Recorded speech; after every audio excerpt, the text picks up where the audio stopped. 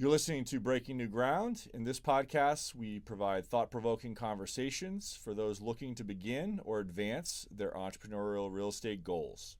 Together, we'll venture into the world of commercial real estate with entrepreneurs who challenge the status quo, building innovative paths with bold approaches. We're your hosts. I'm John Pugh, a real estate developer and investor. And I'm Rachel Walters, a real estate marketing expert. Throughout our episodes, we'll bring in real estate trailblazers, creating a space for inspiring conversations surrounding commercial real estate. Pugh Management is proud to sponsor the podcast Breaking New Ground. Pugh Management is a premier developer for mixed-use, multifamily, and industrial properties. We love to develop places to live, work, and play. Pugh Management partners with family offices and institutional investors on projects in New England and Central Florida. Check us out online at pughmgmt.com. John and I are very excited to have our guest, PJ Mugford. PJ is the co-founder of Revise. He has a really interesting, exciting journey that we are going to dive into. He started as a college entrepreneur, then he went to brokerage working for CBRE, and now he's back to an entrepreneur working in the workplace strategy. Hi, PJ. Welcome to the pod. Hi, nice to join you both today. Hey, yeah, PJ. Great to have you on. Nice to see you. Absolutely. So we're going to jump into probably one of the hottest topics right now in commercial real estate, and we expect you to have all the answers. Of course, just kidding. We know that there's like a lot of ebb and flow in this category. So workplace strategy. Can you tell us how you started working in workplace strategy? And we would love to go into that topic a little bit more. And we have a lot of questions for you about your journey and finding, this tech-enabled company.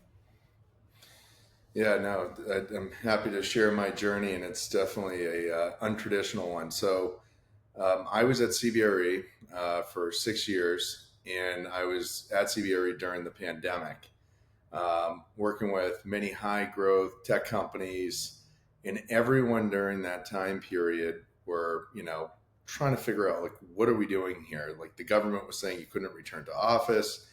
And I was living through that in brokerage. And then probably in November of 2020, I decided to pivot to one of my clients' companies, which was Unispace, which did workplace strategy consulting, design and construction.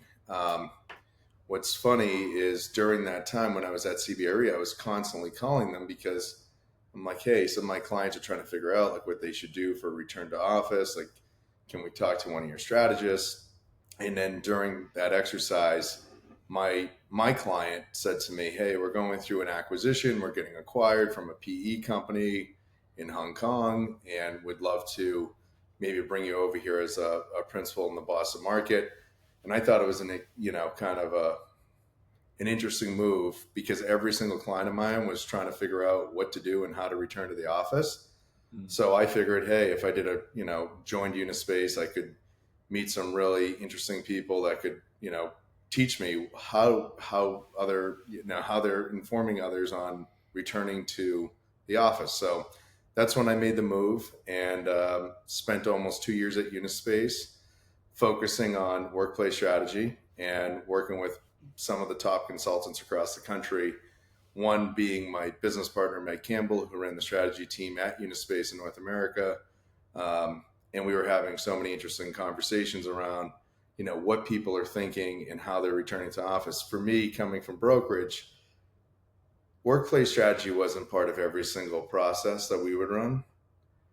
And then once I got, introduced to it when I was at Unispace, it made me think, even despite the pandemic, why wouldn't this be part of every single requirement?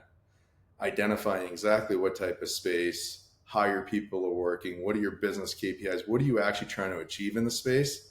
Yeah. I was guilty of it so many times where people would call and say, hey, I'm a tech company, I need office space. And we would just have a blanket number, if it was 150 to 175 square feet per person, we'd run a survey, we would go find space, we would sign a lease, and then it would be someone else's problem to go figure out back into a strategy and figure out how they're going to design the space after we've already signed a lease. So that's a little bit about me. I don't know if I gave you too much, but that's why I joined Unispace, and then I ended up ultimately founding Revise with my business partner Meg Campbell, who I just mentioned, my other partner Alex Palmisano, who was on the technology side at Unispace. He was focused on construction analytics and how to create automated processes around construction pricing. And we would join a lot of meetings together where we would bring in strategy and we'd talk about, when you're looking for space, how much it could roughly cost when you were searching. And it seemed to have it resonated with so many clients and brokers, landlords, that we decided to break off and start our own thing where we help people figure out how much space they need and how much it's going to cost to bring that vision to reality. It might not be 100% of how much it will cost exactly, but it's a North Star in a project. And that's a lot more than most people have before you sign a lease. Yeah, that's so great. And I definitely want to come back to the technology aspect and KPIs. But because a lot of our audience are brokers, I just want to focus a little bit on that jump. Like you already alluded a little bit to changing the way you're thinking.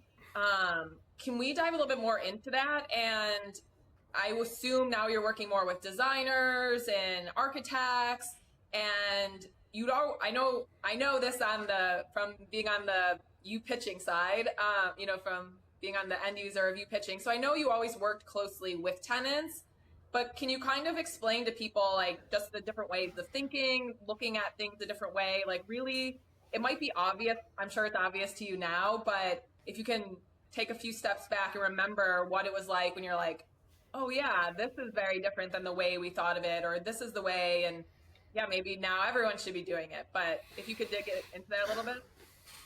Yeah, sometimes just starting with the right information ends up helping a broker get a deal done.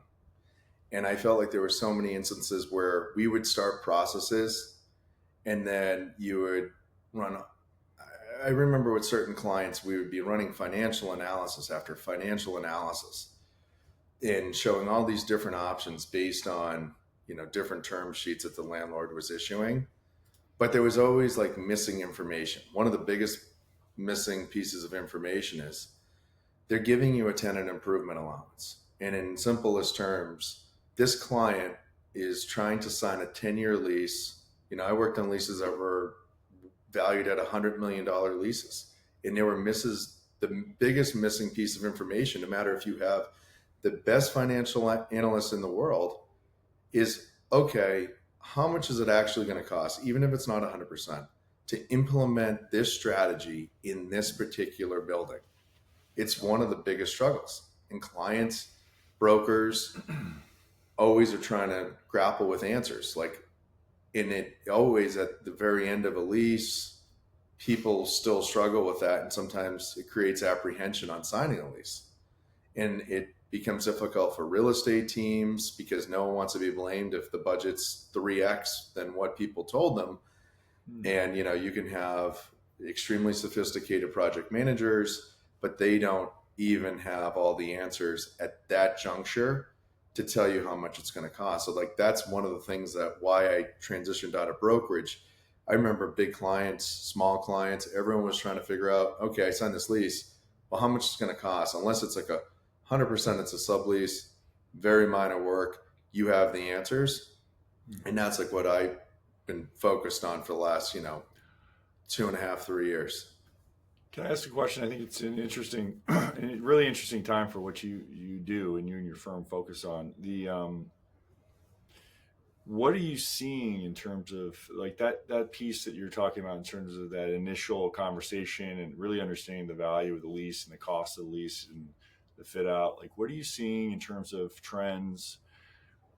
Everyone kind of hears people need less space because there's less time in the office. Like, what's the reality today that you're seeing in terms of things that are really happening in that, and especially in the Boston market in particular? Great Kind of curious. Yeah. I think there is, I think a lot of people realized after the pandemic that their space was never being utilized 100%. There are teams that constantly are on the road. And I think what happened is there were groups that just had more space than everyone else, like just had too much space. They weren't one for one. They just never, they might have had an allocation for one-to-one seating, but the reality is no one on their team was coming in 100% of the time, Yep. 5 days a week.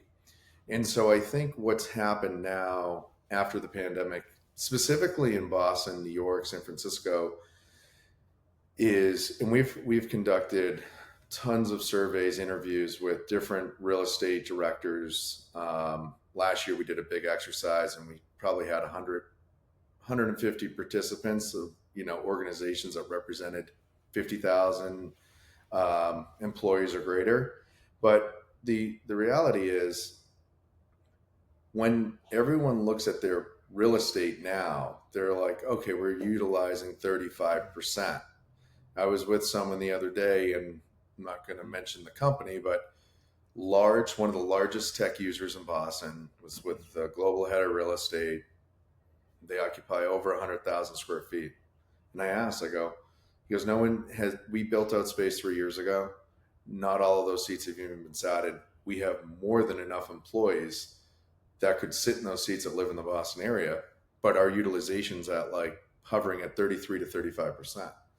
Wow. And I just think when people were signing leases, they would just go off of benchmarks, 150, 175 square feet, run their process, where we think that you need to really start in the very onset, figure out what types of space, how much conference room space do you need, phone booths, what specific teams are coming to the office, getting that granular on, okay, we might have our sales team that's only in 1 day a week because they're constantly on the road, or, we have other teams that don't require to even come in more than 2 days a week before the pandemic.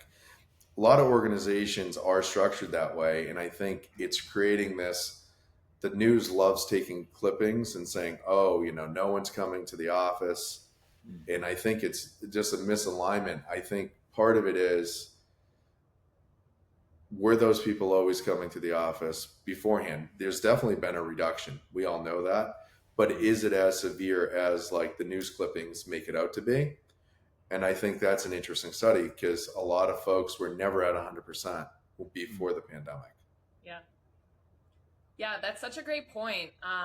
And having you here, on the ground, John and I always talk about, you can read in the same day, office is dead, office is back, right? And so to hear someone, and I didn't know that you worked on all these surveys, and I'm sure you guys are very busy, but are you ever gonna share thought leadership, or is the return to office just moving so fast? We do share thought leadership. We put out an article. We co-authored it last spring with an architecture firm out of San Francisco, and we can share some of the insights that we found during that exercise. But it was really eye-opening. And real estate directors are grappling with the same types of clickbait, I'd like to call it, where you see Amazon last week announce that they're going to mandate everyone 5 days to the office. But then if you talk to other people, it's not that they want everyone back to the office. And this is a bold statement because I'm not under the hood at Amazon, but people are calling it natural attrition. Instead of just laying people off, which they were planning to do anyways, if they're going to mandate a 5-day return to office, some people just won't come back to the office 5 days a week, and people will just resign. And people have relocated for work. And so sometimes you see these articles, and are they actually going to be back 5 days a week? During our survey, we conducted across the country. It wasn't just Boston or New York or San Francisco based. There wasn't one group last spring when we did this that stated that they would be back 100%. Everyone said, hey, there's going to be some level of flexibility. And I think, we were dealing with a real estate firm several months ago, a top 10 firm in the country. And they have a large real estate practice group. And Alex, Meg, and I asked specifically, are you going to go back to the office full time? And they said they can't get partners to come back on Mondays and Fridays. And this is coming from one of the largest law firms in the country that has an enormous real estate practice group. So I feel like people have been extremely productive. Yeah. And I think it's hard for people to say, I'm being more productive now. Why do I need to be in 5 days a week? I do think there's a component I need to be in the office, but I want to be there to see other colleagues, interact with them. And we've heard of companies doing no laptop Wednesdays. Don't even bring a laptop in. We just want to have meetings. Now, do I think that's effective in the world we live in? Probably not. But we've heard during our, when we were talking to different real estate directors, that was one of the ideas that came up, was like, we're implementing a no laptop Wednesday. So everyone comes to the office and they're going to have to interact and, meet their peers. But a lot of folks want to be there to see other colleagues. And if you're coming in on a Monday and Friday, there might not be other peers in the office. And then you're just working in the office by yourself, where you could be at home being more productive than commuting. So people want to be around other people. Are you seeing, this is connected to the conversation, but so I spent about 2 years doing office management consulting. So I have a little bit of experience in the space, and I think it's a really fascinating space. Are you seeing specific types of program, for example, more conference room space, more hot desking? I mean, those are kind of, I would say, almost obvious solutions, but are you seeing more of that sort of thing? Or are there certain things like amenities were a big deal for a long time for big tech companies to attract younger people? Is that still popular? I'm kind of curious those pieces. No, definitely. I feel like hot desking is extremely popular now. And just having the functionality that if you're coming to the office with your laptop, you can easily move to a conference room, do a Zoom call, because you might have your colleague that's on Zoom. So there is a massive need for Zoom rooms now. That's like a big part of the program. Having great infrastructure, great tech, that it's pretty seamless, and you can interact with whoever, whenever, on Zoom or Teams. Conference room space has always been a demand. There's always people that say there's just not enough. I think it's right sizing conference room spaces too. A lot of folks would have the wrong size room, so it would either be too small or too big. So I think it's like honing in, well, what is the actual meeting size that you have? And you can pull tons of analytics out of Microsoft Teams and other different platforms, so you can actually see how many attendees are in person, and then back it into what size what size conference room spaces you need, phone booth sizes, and etc. So when you were, you made this pivot, and I'm sure you were like, whole new world and really, diving in. And everyone knows that the last couple of years and COVID, there was just so much information and so much change coming out. But what made you say, I think there's even still more we can pivot or do differently, that you went to with your partners, create Revive? I felt like when we were at Unispace together, I would talk to our strategists, and a lot of people would always have the same sentiment, which is, this is great, but they've already identified the space. So it's really hard for someone, because you're backing into the strategy. But what happens if it was open ocean? You could actually develop the strategy, hand it to the broker, then they go find the space. And there was just a misalignment there. And so I felt like if you kind of flip the process on its head, where the strategy should come first, sometimes it's difficult because the client wants to get going with a process, and that's what the broker's faced with. But if you just slow down, even if it's a 4 to 5 week process, maybe you could even do it in 3 weeks. But to get the right information up front, talk to the right business leaders, you have incredible data up front to then go find the better space that fits their program and what their need is. So that's one of the reasons why we felt like at Unispace and all the traditional firms, they're coming after. Architecture is coming after the lease has been signed. Like they'll do a test fit, but that's not a strategy exercise. And people sometimes don't understand the difference of strategy versus architecture. My business partner, has explained it best to me. Strategists are business consultants, they're management consulting. They are not architects. And when I was in brokerage at CBRE, one of the best firms, strategy wasn't out in the forefront, and I would bring them to meetings and I didn't truly understand or appreciate that their background isn't in architecture, right? They're trying to figure out what the spaces need, and then they hand off that playbook to an architect, and then that architect can go run with it. From a business development standpoint, BJ, how do you? Because clearly there's earlier in the process the better. Kind of how do you connect with your clients and work with them? Yeah, so right now it's been all organic, really no outbound sales besides to close friends and colleagues that I've worked with. And we've been extremely fortunate. And we've focused on end users. And then we made a big push last year to start working with landlords, because landlords are the folks that have people coming to the building, and sometimes they're getting the wrong information when their prospective tenants coming to the building on which floor they should be in.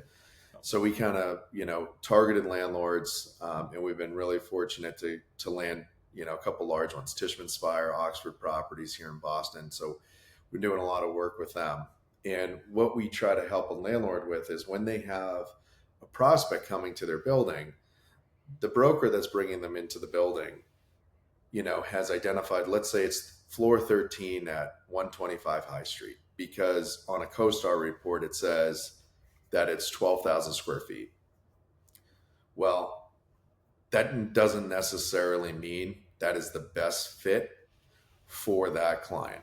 But that's all the information the broker knows. It fits in the size parameters, has good views, checks all the boxes. So what we're trying to do is, when the broker brings their tenant to the building, that tenant is filling out an intake survey, a little chat bot that can interact with whoever's coming to the building, getting the right information to match make the best space in the building for that tenant. It could be their size, it could be how much money they are willing to, spend on a space. Hey, we don't want to do a lot of work, we need to be in quickly, but you can pull out rich data and then look at who the prospect is, pull it from LinkedIn, who's here in the Boston market, and then match make it to a space that is probably the best suited option for them. And then they have a really qualified tour. And then from there, what we do with the landlord is we have this information, we create an intelligent test fit, a strategy driven test fit from what we know to get the conversation started. They come, they have this test fit, which, everything's in 3D. And it gives the tenant an immersive experience when they get to the building to truly appreciate, hey, I could see myself here. And then they're obviously going to have feedback. This is not a perfect test fit. This is, just pulling data from online resources and what they've completed on the front end. And then we could set up a consultation and tweak things and show them a refined test fit. And then we can even get into the cost aspect when they're trying to figure out, well, this is awesome, but how much is it actually going to cost me to build? And then that information just kind of pushes deals ahead, and it helps everyone. It just creates alignment with the broker, the tenant, the landlord, and it just takes out friction, because I think that's sometimes also what happens. Sometimes it's like pitting people against each other, and it's not intentional. It's just the way that the system's set up. You mentioned construction pricing. I'm curious about that. Is there kind of just at a high level, what's the sourcing of the construction data? Like kind of how does that work? Because I've worked in development. I know that can be very all over the place, market to market, very high end fit outs, very low end fit outs. I'm just kind of curious kind of how that works for you guys. Yeah, so we have obviously baseline market pricing, but so if we're working with a specific landlord, how our technology works is when we're doing a test fit and bringing it into 3D, we're not fully designing a space, and I want everyone to understand that, but we're using, information based on that landlord's asset. So they know their construction pricing, they have their base palette of this is what we're using for LVT flooring, this is what we're using for ceilings, and how our technology extracts the pricing for them is we're getting down to how much is in this project, how much, what is the square footage of ceiling, how many drywall screws are in the project, how much drywall is required, how many lighting outlets to code are on the plan. And then we're just pulling in it from their data set that they have and they've vetted. And when we do an onboarding with the landlord, we sit down with their construction teams and pulling their data and making sure that that's the numbers that they want to pull out. And it's up to the landlord if they want to share that data. But when they're negotiating, the landlord has this data. And for the level of transparency, sometimes the landlord says, hey, this build out's going to be $272 a foot. We're going to contribute $150 a foot in TI. And then the client can then amortize how much it will be for the additional build out, and helps the broker get their deal moving along. So that's how our technology works. We can, give it to project managers where they can put in their own numbers if they have them. But we've been fortunate with a lot of the landlords, they're tracking their data and we're just pulling it into our system. And so then they have these outputs when we're doing the test fits. That's awesome. Interesting. Yeah. PJ, I can clearly see the need and like what you're doing. I was very fortunate to work for a very thoughtful owner operator, and there were many times where the broker brought a tenant. Great, that was their job. But really the deal never was saved or until, the owner operator found them that right spot, right? And even me working for marketing, I've pitched to especially tech tenants because people didn't really, even honestly their own brokers sometimes didn't fully understand their needs beyond numbers. And so like, if you can give that information to the marketing team and leasing teams of the owner, or the marketing and leasing teams, even the brokerage, to say like, you have the numbers and you have this relationship, but let us make sure that our pitch or our package is really suited to like all of the things that the tenant is looking for that they may not discuss with the broker. And so, like you said, like the system is a little, this is why we're all here, right? Like we see breakdowns in the systems, and it makes sense like where these handoffs easily are. And it's like you've definitely found this like perfect sweet spot where I can see where, you're just making this a smoother process where everyone's doing their part and getting this information to a better place. I think that's pretty accurate, and I appreciate that. I wish I had a matrix right now because it's in our pitch deck when we talk to what landlord is. We have the asset manager, head of leasing as like the top piece. And then we have like a map where it goes off in two equal pieces, which is the marketing team and the construction team. And then everything's kind of flowing up to the leasing team. But we're trying to create, because you need to get that qualitative information for the marketing team, the 3D collateral, the test fit, they're working on that.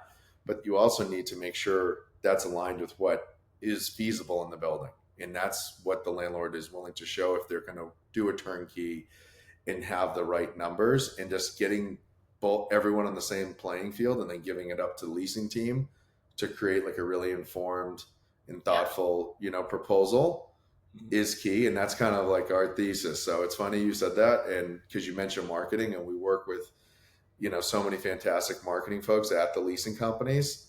And we also work with so many, incredible individuals on the design and construction teams, and bringing everyone together to give an informed decision is important. Yeah. And you must be the secret weapon, because we all know there are tenants out there and there are people looking for space, but right now they have the upper hand. And so great, a tenant comes to see your space, but they have a lot of options right now, and they have a lot of amenities or, things being thrown at them. So if you're that edge, that great, the broker did their job. They got the tenant to your space, but using Revise, really sealed the deal. Like that's pretty invaluable right now. We do appreciate that. I think it's not like we're, the secret sauce. I think what we're just trying to create is a level of transparency where everyone knows this is what is going to be required to get the deal done. And there's just spaces, and so many landlords, I remember being in my days in brokerage, and a landlord would say, well, why didn't that lease get signed? Or like, what happened to that tenant? Well, there's always no one's really tracking the data besides, oh, well, the economics were off, the rent was too high, the TI was too low. But the reality is, what we're trying to create is, if you have the data to actually back up, it might not be the face rent was too much or the TI was too low. The space might just not be a fit for them, right? But no one's tracking the data. And so when a deal does fall apart, we do have the data of like, okay, that program did not fit well here, you know, for X, Y, and Z reasons. It could be cost per, it could be a cost issue on how much infrastructure was there and how much would be required to manipulate it to this user's program. And then sometimes it's just the location just isn't the right fit. But we're also trying to track that information. So when a deal does fall apart, the landlord knows why it fell apart. It's not just because the TI was out of alignment by $8. That sounds like a really valuable data set to me. Yeah. I'm sure it does to you too. That's fantastic. I think we're kind of getting closer to the end of the conversation. We'd love to just hear kind of what your vision for the future, 2025 for Revise, and kind of what you guys are excited about coming year. Yeah, so for us, we have some big things that we've been working on for the last 6 months regarding to implementing artificial intelligence into our process. And so we're going to be rolling something out that's pretty incredible in the first part of this year for landlords and even brokers for their clients to engage with. And it's related to workplace strategy, space matching, and cost analytics. So more to come in the early part of the year. That's all I can share for right now without giving it away. And how, just out of curiosity, because we all have kind of an interest in tech and how it intersects with real estate. How has that been managing the creation of that product? How has that process been? Have you experience doing kind of PropTech in the past, PJ, or not? I have zero experience in that space. My business partner has been dealing with it since he was getting his master's in architecture. So he's been in that space. It's always been a space he's been really interested in. And it's crazy to me. And I always say this, a lot of prop tech falls flat because sometimes they don't have the right drivers running the process. I remember we had so many great tools at CBRE, and they would say, hey, Mr. Broker, here's the tool. And no one would use them because they weren't intuitive. They were very difficult to use, cumbersome. It would screw up a process. So we're trying to develop something that is essentially mindless, that a broker can use, a landlord can use, end user can use, and just provide the data that everyone's looking for with a really nice, easy interface. You don't have to go into 5 or 6 different screens to get to where you need to go. And then there's still this piece that we believe, even with all that information, you still need a human. So we always call it like asset-based consulting, where the asset's the technology play, right? But you still need that consultant on the back end. So if it's an architect or it's a strategist, broker, that can actually take that data that the tools developed and translate it into something actionable. Yep. That's what we're going to be providing. So you still need humans. I feel like in PropTech, it's never just going to be a set it and forget it situation. And to kind of circle back to your question, has it been difficult? We've been extremely busy with actual work, which is, we're so fortunate, right? So it's hard to actually service clients and develop something in the background. So it has been a challenge, and I think in an ideal world, we wanted to roll this out in September of this year, and the schedule's just kind of gotten pushed. So we're looking to add headcount next year and folks that are just going to focus on that and keep doing what we're doing. It's super exciting. You should definitely, if you don't already know, we had Sean Kelly Rand on here, and he's similar, working on debt, and then in the meantime, creating their own software that they'll eventually roll out. And I think that is what PropTech needs more. And we've talked about this a lot. Like, you can't have a tech person come in and say, I think this is a problem, I have a solution, right? And they, like you, PJ, what a broker goes through all day. If someone just says, here, there's this thing, I know you need it, but I don't know what your day is and how much time you have or what your priority is or your level, of, understanding like what PropTech needs more are entrepreneurs like you who have seen this problem, who understand, and like you said, like if it's not user friendly for a broker, they're not going to use it. I know. I mean, I know you all are having conversations with so many different entrepreneurs and landlords, real estate developers. I mean, what do you think the appetite is still for PropTech? I know it was a buzzword a couple years ago, but how do you both feel about it now? I will just jump in real quick and then can't wait to hear John. So I really started to try to switch to saying real estate innovation. And that's really how I got started into it. Is like, I just want to see things being done a different way. Like, even if you had no tech on your side, like what Revise is doing is innovative, right? Like you're thinking about commercial real estate in a different way. So to me, there will always be that appetite. I think what gets muddled is when you bring in VCs, you bring in people who want to 10x things, and people that aren't aligned with commercial real estate. And, it is hard right now in prop tech sales. Like people are keeping the lights on, people are building, like they can't necessarily look into the future. So I think more models like yours and some of the other people we've talked to where this isn't the only thing you're pushing and you're not pushing salespeople like we have to have 10x. Like this is a piece of your business and you're very aligned, like maybe in 10 years. So that's my take on prop tech. Yeah, I'd say my take is there's a ton of demand. There's a ton of requirements that are not currently fulfilled by technology that can or should be fulfilled by technology, and the more real estate led development of technology, I think will result in better applications like you guys. It sounds like you guys are developing, and yeah, so I'm excited about it. I mean, I got into the business from Wall Street programmatic trading, and it was eye opening to see the amount of inefficiencies. This is in 2006. Eye opening to see the amount of inefficiencies that were. I mean, people were in architecture school. People were still hand drawing, right?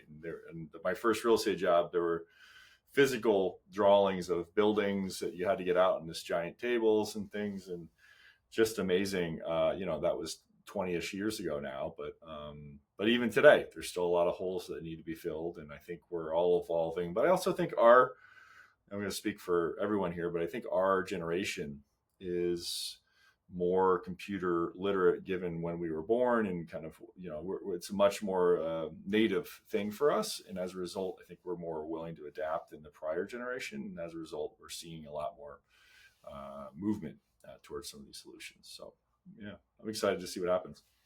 I totally agree with both of your statements. I feel like it's crazy to think, and when my first college venture, I was an operator and was looking for space. That process then, which was in 2011 for brokerage to search space with CoStar and LoopNet, has not changed since then. So we're 13 years later, we're still searching for space with the same exact brokerage process, which, to me is like, wow, like with all the technology and all of the information that we know, that process has not been fully disrupted from like just searching for space, which I think it's ripe for disruption.